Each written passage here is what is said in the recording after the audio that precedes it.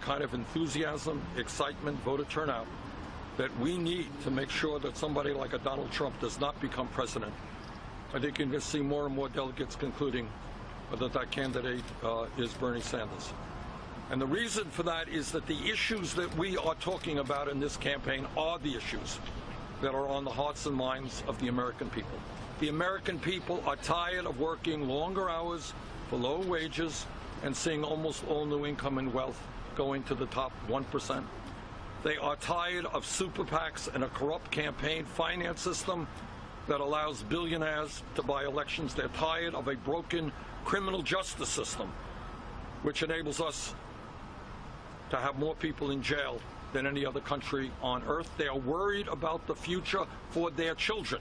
And they understand that unless we create an economy that works for all of us and not just the 1%, their kids are going to have a lower standard of living than they do, and we're going to see the end of the American dream, and we are not going to allow that to happen. And the American people understand that in this great country we can do what every other major industrialized country on earth is doing, and that is guaranteeing health care to all people as a right, and to guarantee paid family and medical leave, and by the way, to demand, when we have so much income and wealth inequality, that Donald Trump and the billionaire class start paying their fair share of taxes.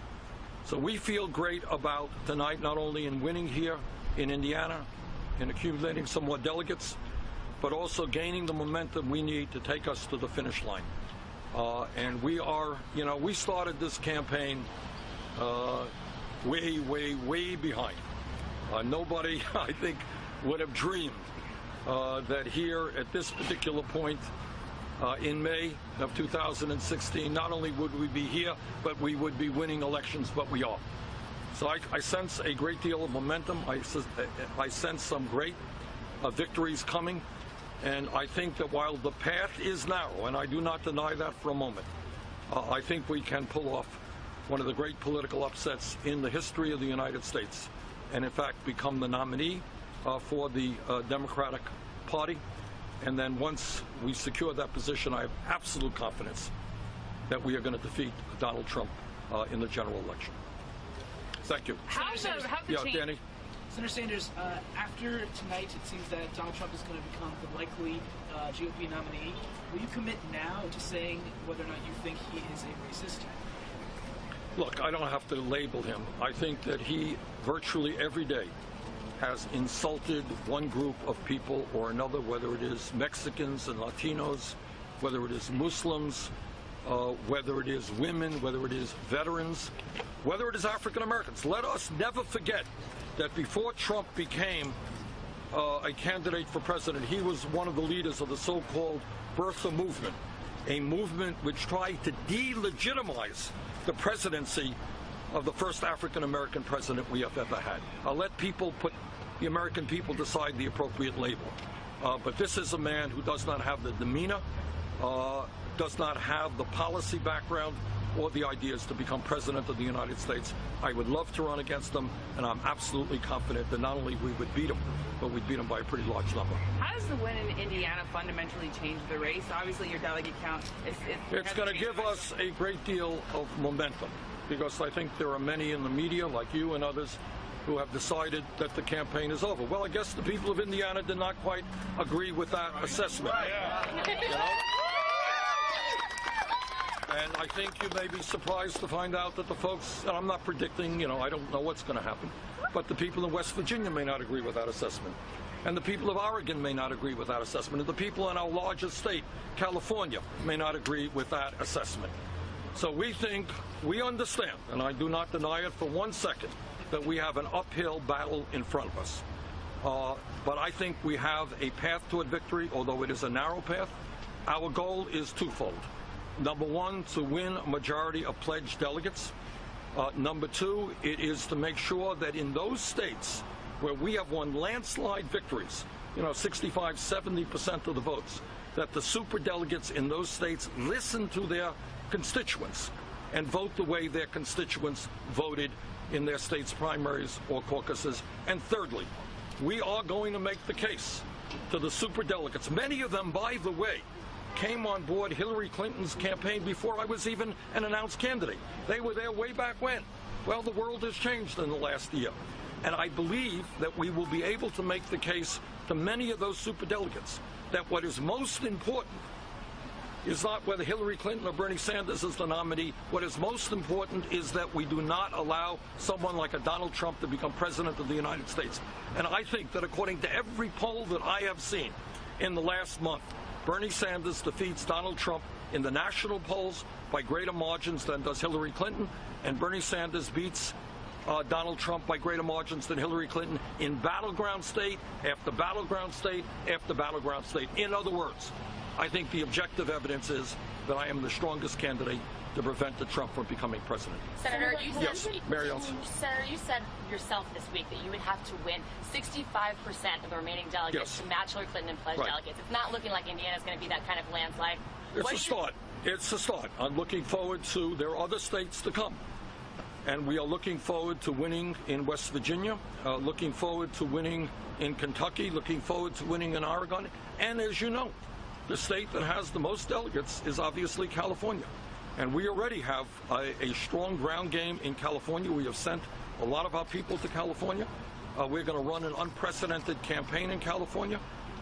And with the help of the American people who have helped us so much right now with those $27 contributions at BernieSanders.com, you know, we have made history. We have 7.3 million campaign contributions, BernieSanders.com. And with the help of the American people, we're going to have the resources we need to win in California. Senator, your fundraising dropped off pretty significantly. You know, I read an article in the New York Times. What was the word you used? Plunged? How do we compare to Hillary Clinton? She ended up with a few dollars more than we did. But for you, it dropped. Well, well, yes, we were record-breaking. The issue is, I think we raised, somebody correct me if I'm wrong, $26 million? $26 million in a month. That is a pretty good sum of money from where I come from. When we began this campaign, nobody ever dreamed probably we'd raise $26 million for the whole campaign, let alone in 1 month.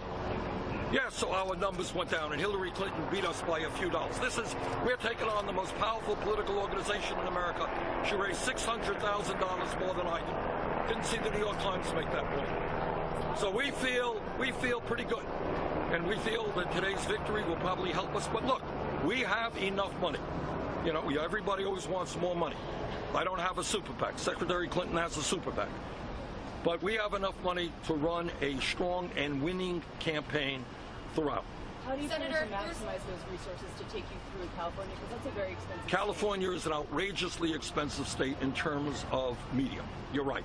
And clearly we're not going to be spending $100 million or whatever it takes on media in California. So we have to decide the best way to allocate our resources. I think that what the focus of our campaign will be actually what it has been up to now. And that is we're going to do a whole lot of rallies. You know, California has a whole lot of large and great cities. And I think what we are going to end up doing, we have brought out in this campaign up to today over 1.1 million Americans to rallies that we have held. I don't know, I could be wrong on this. I don't know that anyone has brought out more. I may be wrong about that, but that's my impression. We're going to go to California. And when we go to California, you're going to see very large rallies up and down that beautiful state. Our last question, Lauren. Okay, Senator, today Donald Trump has been called presumptive nominee. There are reports they're ramping up to the general election. Any concern that by extending the Democratic primary, that it's going to set Democrats at a disadvantage from July? Not at all. If you look at the polling out there was a poll that just came out yesterday or today, and they asked the American people, has the Democratic primary process invigorated the Democratic Party? Is it good for the Democratic Party? By very large numbers. The American people say yes. What we are doing in this campaign, and I'm extremely proud of it, we are literally bringing millions of people into the political process. And the way you bring people into the political process is you engage in a serious, issue-oriented campaign. And people come out and they hear the points of view of Secretary Clinton, they hear my points of view, they get involved, and you know what? Those people then vote in the general election. So I have no doubt, zero doubt, that what we have done in this campaign, what we are doing now, and what we will do in the next 6 weeks is good for the Democratic Party, and it will result in a higher voter turnout. And let me conclude by saying this. Democrats and progressives win elections when the voter turnout is high. Republicans win elections when the voter turnout is low and when people are demoralized. I'm going to do everything that I can to make sure that in November we have a very high voter turnout. Thank you all very much. All right.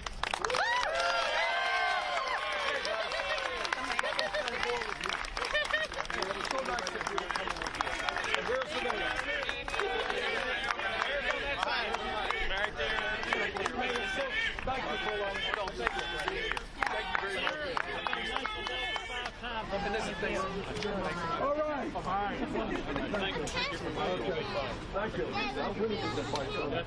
All right, Albany, thank you.